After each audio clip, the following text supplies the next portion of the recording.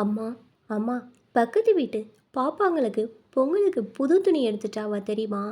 நீங்கள் தான் எங்களுக்கு எதுவுமே வாங்கி தர மாட்டீங்க. என் கடைக்குட்டி ராணி சொல்லிக்கிட்டு இருக்கும்போது, செல்லம்மா பண்ணையார் வீட்டு மாடு கண்ணு போட்ட உற்சாகத்தில் எனக்கு புது துணி எடுத்து கொடுத்துருக்காரு பாத்தியா?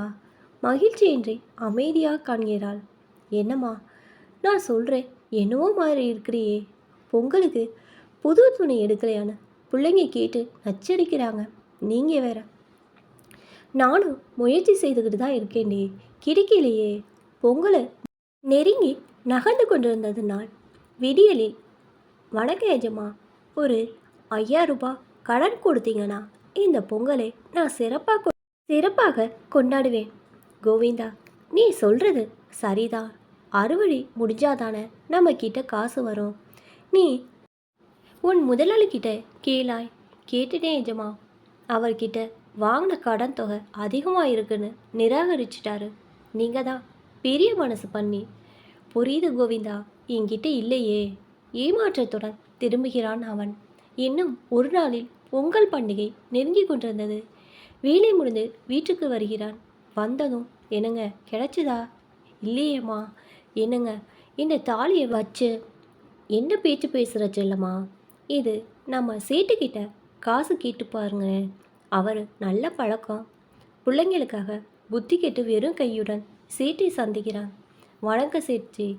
அரே, வாங்க கோவிந்தன், வாங்க.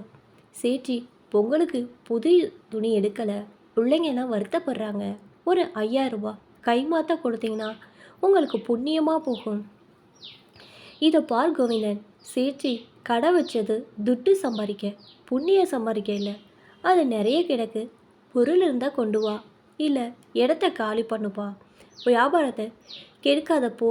மிகவும் ஏமாற்றத்துடன் மன வருத்தத்துடன் வீடு செல்கிறார் கோவிந்தன். ஆமாம், எங்கள் உண்டியல் பணத்தில் பாப்பாவுக்காச்சும் துணி எடுத்து கொடுங்களே. என் மூத்தவள் வாணி சொல்லை கேட்டு உண்டியலை எடுத்து கொண்டு கடைக்கு செல்கிறார் கோவிந்தன். வருவதற்குள் இளையவள் ராணிக்கு பிடித்தவாறு ஒரு கவுனை எடுக்கிறான். பிறகு தான் கொண்டு வந்த பணத்தை கொடுக்கிறாள் செல்லம்மா. ஏம்மா, இதை வச்சுக்கிட்டா கடைக்கு வந்த? இது செல்லாத காசாச்சம்மா, உனக்கு தெரியாதா? போ போ என 7 நாளாக சிரிக்கிறான் கடைக்காரன். அழுதபடியாக வீட்டுக்கு வருகின்றனர் பிள்ளைகள். என்ன ஆச்சு செல்லம்மா? பசங்கள்லாம் ஏன் அழுகிறார்கள்? எங்கே போயிருந்தீங்க? உண்டியல் பணத்தை எடுத்துக்கிட்டு துணி வாங்கலான்னு கடைக்கு போனேங்க. இதெல்லாம் செல்லாத காசுன்னு கடைக்காரன் திருப்பி கொடுத்துட்டா. நக்கலா வேற எங்களை பார்த்து சிரிச்சிட்டா. அதான் பசங்க அழுகிறாங்க. இதை கேட்டு ஒரு அழுகை மறைத்து கொண்டு வெளியே செல்கிறான் கோவிந்தன். ஏம்மா, கடைக்காரர் இப்படி சொல்லிட்டாரு. இது செல்லாத காசு போலதான் நம்ம நிலைமை. அழாதீங்கம்மா, அப்புறம் பார்த்துக்கலாம். யார் நிலைமை எப்படி இருந்தால் எனக்கென்ன என்று போகி பண்டிகையும் வந்தது. மறுநாள் பொங்கல் பண்டிகை. கதவு டொக் டொக்னு தட்டு சத்தம் கேட்டது. இது அப்பா வரும் நேரம் கூட இல்லையே.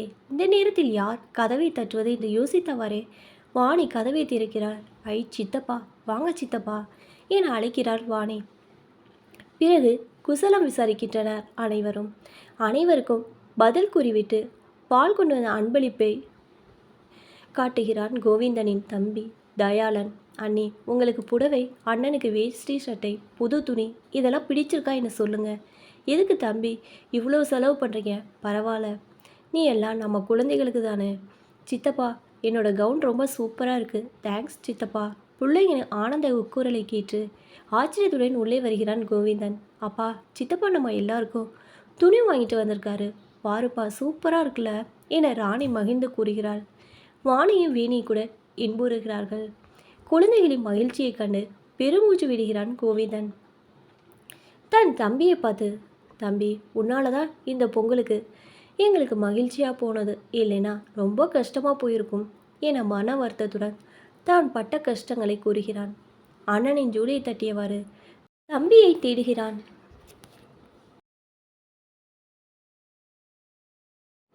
இப்போ தான் என்னோடய சேனல் ஃபஸ்ட் டைம் பார்க்குறீங்கன்னா சப்ஸ்கிரைப் பண்ணிக்கோங்க. பக்கத்தில் இருக்க பெல் ஐக்கானை ப்ரெஸ் பண்ணிக்கோங்க. அப்போ தான் நான் ஒவ்வொரு தடவை வீடியோ போடும்போது உங்களுக்கு நோட்டிஃபிகேஷன் வரும். தேங்க்ஸ் ஃபார் வாட்சிங்.